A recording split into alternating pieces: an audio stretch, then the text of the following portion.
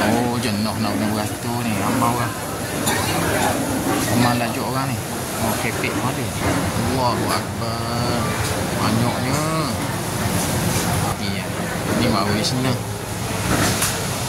Oh, buka je kena serbu. Buka kena serbu. Oh, amal kebeca dia.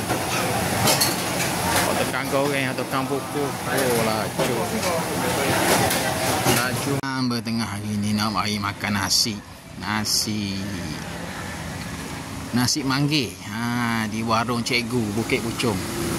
Tengah hari ni orang dah start keluar nak makan nasi tengah hari. Oh, ramai orang nampak air ni. Parking macam penuh je. Harga nasi pun dah makin naik. 8.5. Start 1.1 2025. Nasi manggil warung Cikgu termasuk SST 8.5. Bismillah. Oh, amal. Oh, jenuh nak guna beratur ni. Amal orang. Amal lajuk orang ni. Oh, kepek pun ada. Berapa se? Kepek ni berapa se? 20. Kau tu? Apa dah? Sama. Sekilo? Lebih lah. Lebih lah sekilo. Apa aku ni?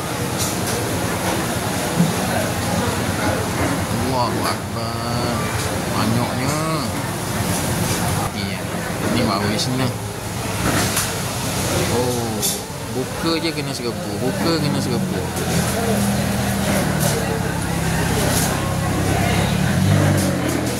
Tak ada kursi yang buat raya ni. Nak makan lagu mana tak tahu lah. Dia jumpa je lah.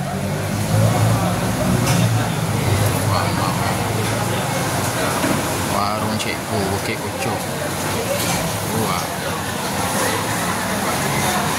Tukang basuh. Yang muda. Sebut lori yang muda. Sepala ni tak lagi dalam 12-13 ringgit sepala. Satu kepala dalam 12 ringgit.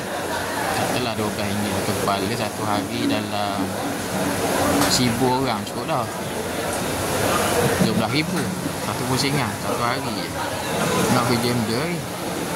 Saya ada cikgu lah. Jual nasi kukuh. Melana dari tu.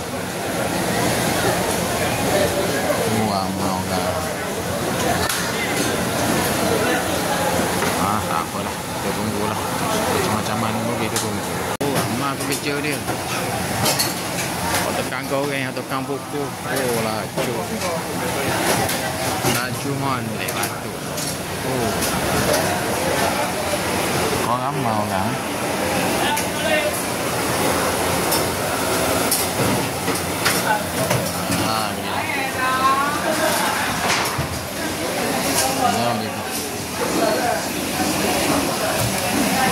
Oh, lagu ni nasi kukuh warung Cikgu Bukit Puchong. Sedap ni. Panas-panas. Guna coconut shake. Kita makan dulu slow-slow.